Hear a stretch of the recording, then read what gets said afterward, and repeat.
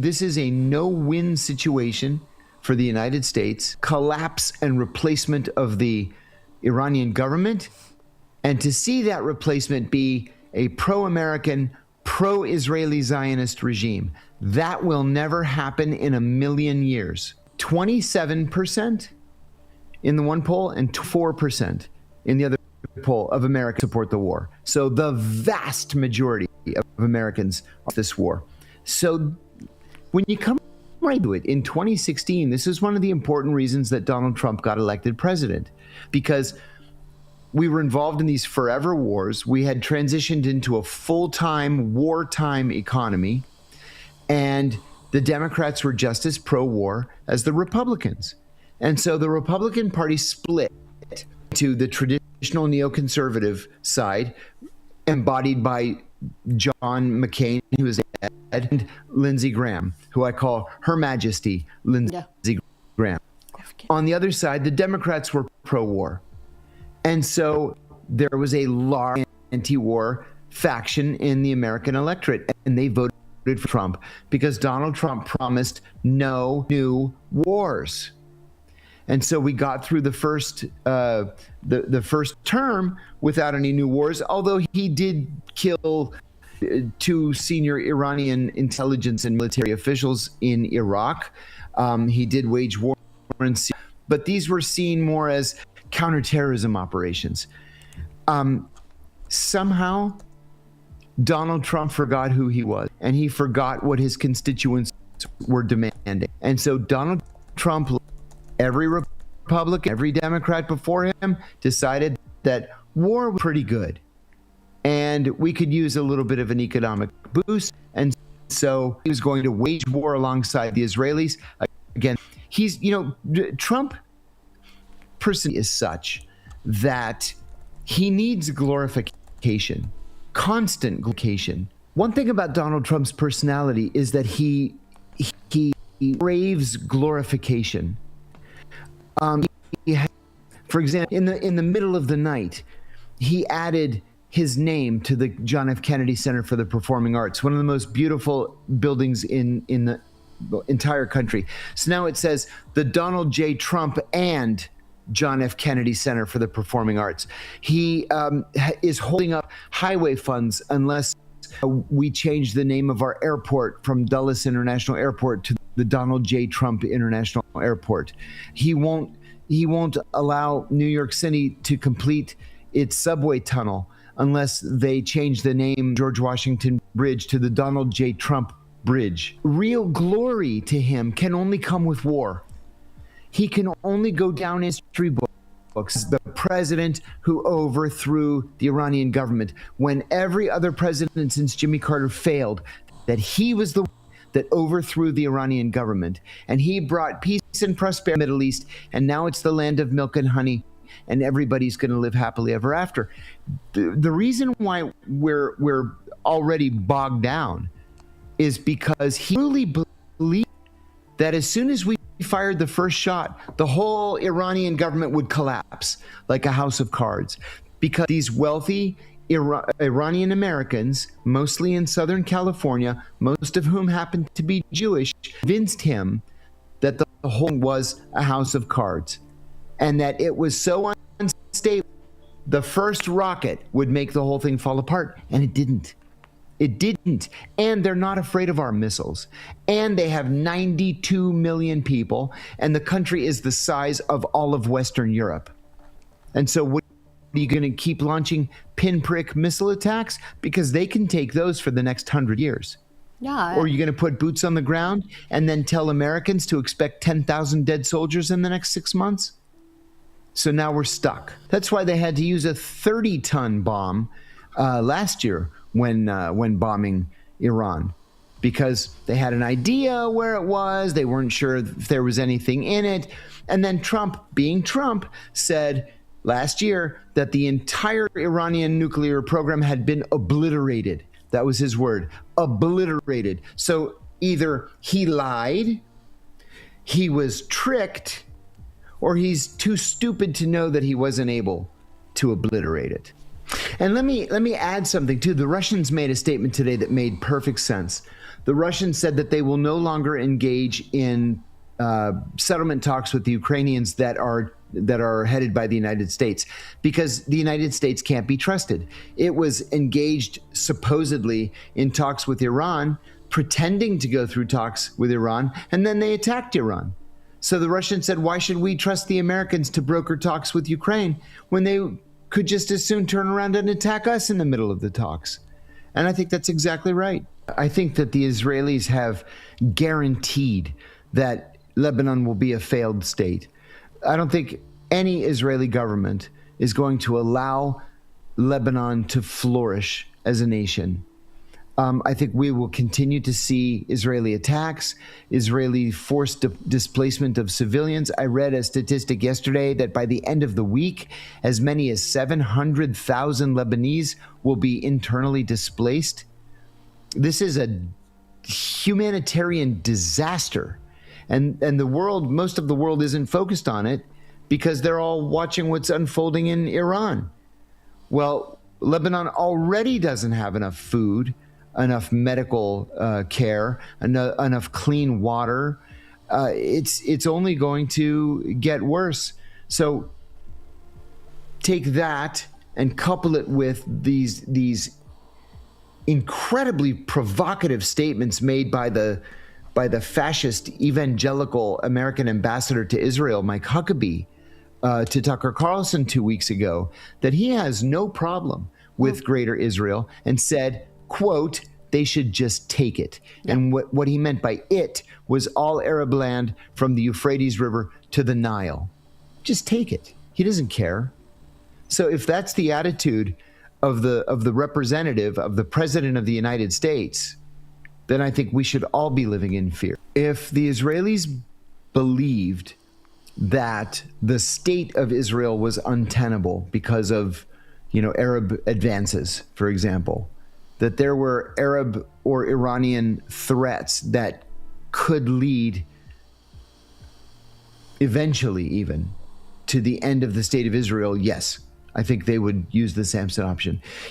I gave an interview yesterday in which I said that even a year ago, I would have said that was ridiculous. It was a doom ideology. And now I have to say that, yeah, I believe the Israelis would carry this out. If they really believed they were in threat of collapse, yes, they would take everybody out with them. And analysts say, even though the Israelis have never acknowledged the existence of a nuclear program or nuclear arsenal, analysts tell us that they have between 80 and 200 warheads. That's enough to kill everybody. Everybody. Should I buy a place overseas just in case things turn to shit? I haven't done that, but never before in my life, and I'm almost 62 years old, never before in my life have I ever asked that question. And I hate that I'm asking it of myself. I was fascinated as a college student by Enver Hoxha. Enver Hoxha was so radical that he broke off relations with both the Soviet Union and China because they were too liberal. Can you imagine? That's why Albania at the time was not just the poorest country in Europe, it was among the 3 poorest countries in the world. Imagine it. I did quite a bit with Albania. When I was stationed in Greece, Albania fell apart. And so I volunteered to do a quick 2-week lateral assignment for the United Nations, just processing refugees. You know what? I'm even going to back up from that. In 1991, the communist government fell. Hoxha had died in like 1985 or 86. There was a string of weak communist dictators that came after him, and the whole thing just collapsed in 91. The Greek prime minister at the time, who was very conservative, opened the border. Even all these years later, Greeks acknowledged this was the stupidest thing that the Greeks ever did in modern Greek history, because it was just a wave of humanity that came into Greece from Albania. Now, fully 1/3 of Albanians are ethnically Greek, and they're in the southern 1/3 of the country. Even the mayors of many of the towns and villages are Greek. They have Greek names. They speak Greek. And most Greeks see them as brothers and sisters. But the Greek economy wasn't strong enough to accommodate all of these people. And so it helped to crash the Greek economy. And the Greek government collapsed. The socialists came back to power. They tried to close the border, but by then it was too late. The Albanians had already come in. In the meantime, Albania is a majority Muslim country, even though it's European. Like Kosovo, it's mostly Muslim. And so sometimes Muslims self-radicalize. Now, this is a holdover from the Ottoman Empire, where they forced people to convert to Islam, under the threat of the sword. So a lot of these Albanians self-radicalized, became mujahideen, fought in Afghanistan in the 90s, joined Al-Qaeda in the 90s and the early aughts, fought in Kosovo against the Serbs. And it kind of took the CIA by surprise, because we were trying to build a strong working relationship with the Albanian government. But then, it's like, well, this Albanian's a good guy. This Albanian's trying to blow up my house. What's going on in this country? They've finally gotten to a point where they're relatively stable, although they're still, the poor cousin of Europe. It's going to be a very, very long time before they're ever invited to join the European Union. But they'll get there one of these days. And, I think that the government, at least, is trying to better and more easily integrate into Europe. I think this radicalism is on its way out. I am an eternally optimistic person. I really am. I've always been a glass half full guy, but I've never been this pessimistic about the future of the country like I am today. I just don't see any area in which we're moving in the right direction. Whether it's on, the economy, the national debt, civil liberties, civil rights, human rights, the defense budget, personal freedoms. Did I say the environment? I think I didn't.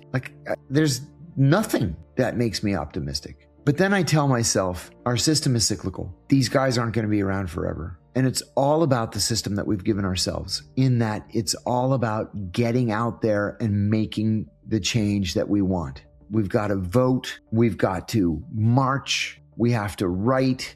We have to petition our elected officials. I know this sounds kind of naive, but it's true. And I'm going to say it. I worked on the House side for several years, and I worked on the Senate side for several years. On the House side, as the junior most person in the office of Congressman Joe Coulter, and on the Senate side as one of the 4 senior most people on the Senate Foreign Relations Committee staff and the staff of Senator John Kerry. And if there's one thing that I learned, it's that if people write in today's world, email their member of Congress and say, I want you to take this position on this issue, 9 times out of 10, they're going to do it. They may need to receive multiple emails from multiple people, but 9 times out of 10, they're going to do it. And I remember we used to get letters, physical letters, where people would say, please sign on to HR 1049, the National Save the Bald Eagle Act. Okay, none of us had ever heard of this National Save the Bald Eagle Act. So I would look it up. Yeah, it's an act. It was sponsored by this congressman over here. I'd go to the congressman. I'd say, listen, we have a constituent from Beaver Falls who wants you to support the Save the Eagle Act. He's like, sure, whatever. And so we make a little notation that when it comes up for a vote, our vote is yes. It was as simple as that. Now, there were things like, tax issues or foreign policy issues, the Contras at the time that required more legwork. But we did what the constituents wanted us to do. One thing I've noticed is that the demonstrations around the war in Iran right now are very small. I went to that first demonstration after October 7th, when the Israelis started really pounding civilian targets in Gaza. Brian Becker was the organizer from the Answer Coalition, and he wrote on the application for the demonstration permit with the Department of the Interior that he expected between 20,000 and 30,000 demonstrators. There were 350,000 people there, and they stretched from the White House to the Capitol building. Why aren't we seeing that today? We're involved in an active war that only 33% of Republicans support, and overall only 27% of Americans support. And yet we're at war. That's a shame. Oh, well, I think I'm going to watch this movie on HBO now. It's like, what's wrong with people? So we've got to be out there leading the fight. If we want something, then damn it, we have to take it or demand that it be given to us. This is going to be a constant fight, like a never-ending fight. Somebody asked me the other day who I consider to be a giant on Capitol Hill, and there are none. When I was in college, I was an autograph hound, and I never had Friday classes, so I'd go straight to Capitol Hill and just hound these guys for autographs because I was so starstruck by politicians. But we had giants back then. Ted Kennedy, Daniel Patrick Moynihan, Barry Goldwater, Bob Dole, Warren Magnuson. These guys were like historic figures. I can't name a single historic figure, not a single one. Like occasionally Thomas Massey does the right thing. I like him. Occasionally Ro Khanna does the right thing. I like Ro Khanna too. The rest of them are all bums, all of them, and they should all be thrown out. So keep up the fight. That's all we can do. I want to say another thing about this question. This is another thing that I agree with. I have found my thoughts recently going to the question, should I buy a place overseas just in case things turn to shit? I haven't done that, but never before in my life, and I'm almost 62 years old, never before in my life have I ever asked that question. And I hate that I'm asking it of myself.